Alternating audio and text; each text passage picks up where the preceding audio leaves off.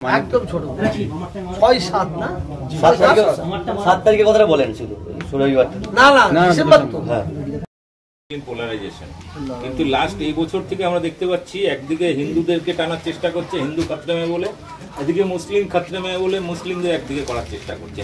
যে ঘটনা আমরা 1946 সালের দাঙ্গার সময় ঠিক একই ঘটনা আরএসএস জনসংঘ আর উল্টো দিকে মুসলিম লীগ এই করে এটা কলকাতা বিশাল বড় দাঙ্গা হলো, বাংলা ভাগ হলো।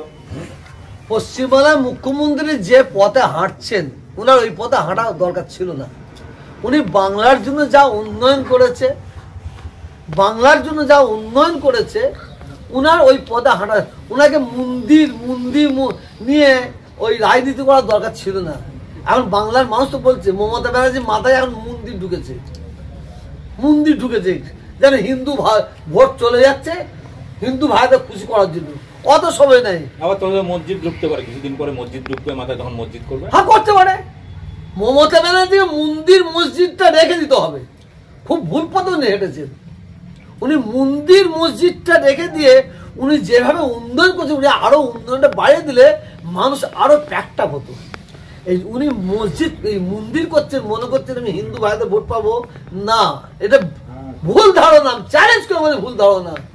যে আশায় নিয়ে করছেন তার ফল 26 উনি পাবেন, 26-এ পাবেন, এটা বলে দিতে পারেন। এই আর